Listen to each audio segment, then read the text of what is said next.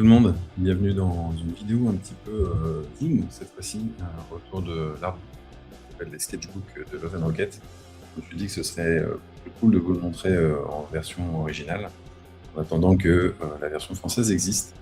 Et voilà, c'est une manière de donner envie.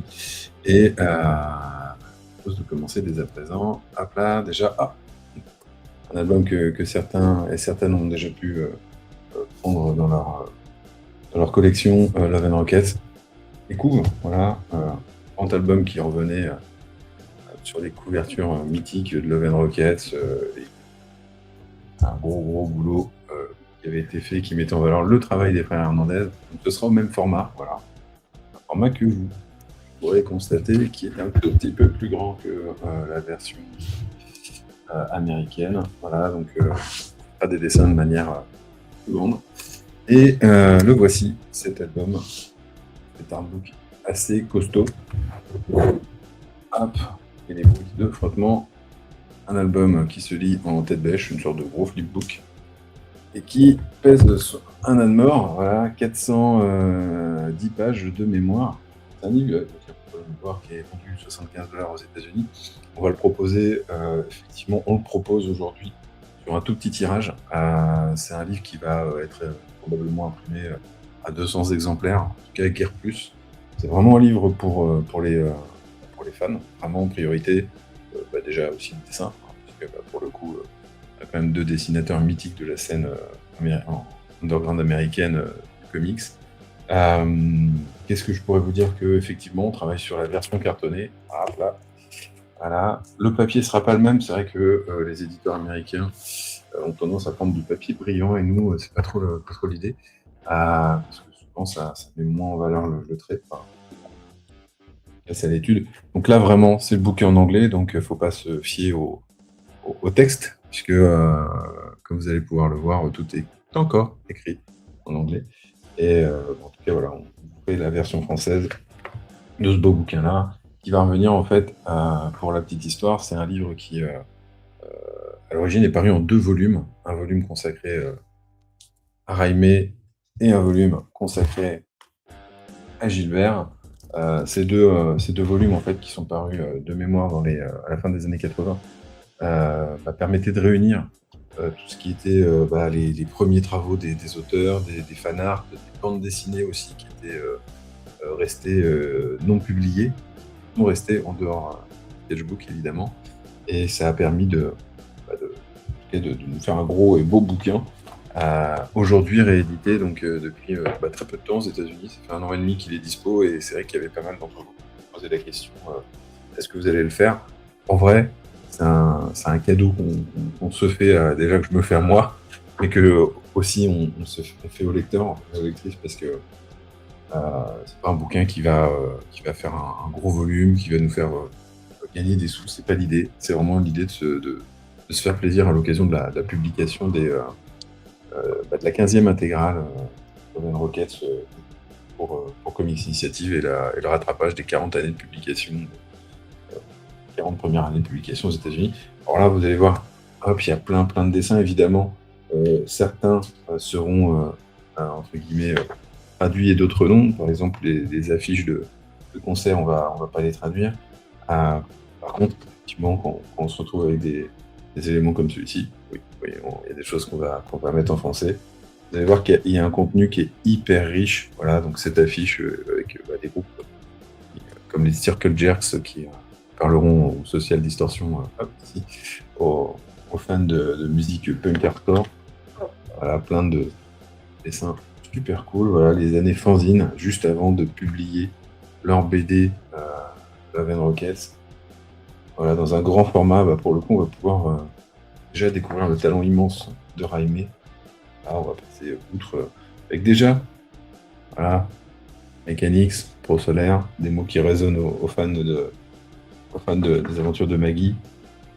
Un personnage qui apparaît notamment dans ses premières incarnations, donc Costigan. Voilà, hop, ouais, c'est noté, 79, rappel, Love and Rockets, ça a débuté en 81 en auto-publication et 82 vraiment que des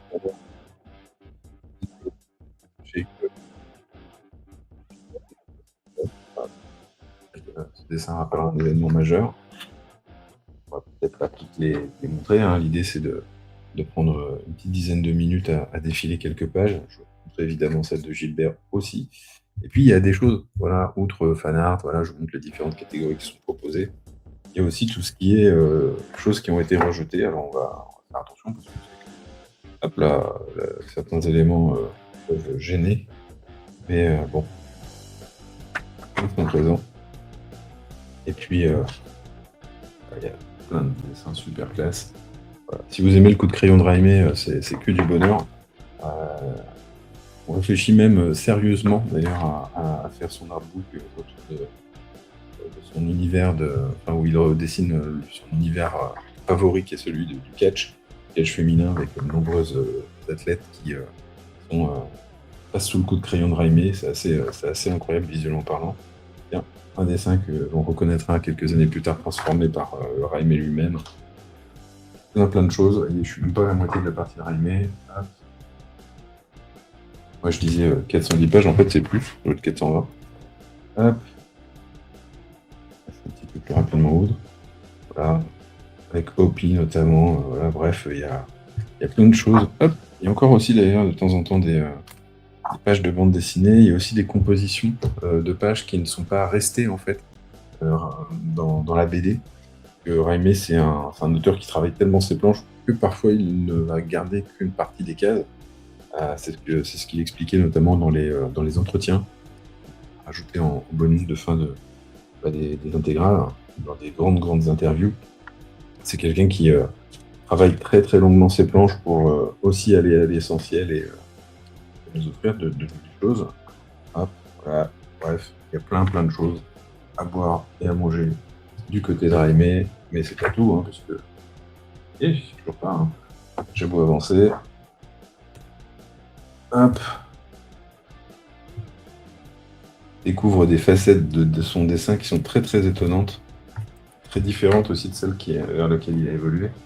Et là, au milieu, une belle photo des deux frangins, et c'est le moment où, hop là, on retourne le bouquin et on passe du côté Gilbert, qui lui aussi dispose en plus d'une pagination similaire. Donc, si vous aimez l'univers de Gilbert, de Beto, c'est que du bonheur également. Hop, on le voit ici, lui aussi, il a pas mal d'affiches de concert. Tiens, les Suicidal Tendencies. Ah, des affiches de concert, plein de dessins. Il y a des petites BD comme ça, on se traduira évidemment. Les annotations seront évidemment traduites. Je le redis. Plein de choses comme ça. Hop, voilà les années avant Palomar. C'est plutôt cool parce qu'il y a notamment des grandes pages comme ça, avec finalement 2 pages de BD. Ça, c'est des choses qu'on va garder dans ce format-là parce que la résolution en fait permet pas d'avoir des images beaucoup plus grandes. Et comme ça, c'est complètement lisible. Tout le format est pensé pour, notamment par Fantagraphics pour justement des questions de résolution et de qualité de dessin, d'image, de rendu final. Ah, donc il y a pas mal de pages comme ça de Gilbert. Hop, oh, tiens, une image autour du père d'Inès.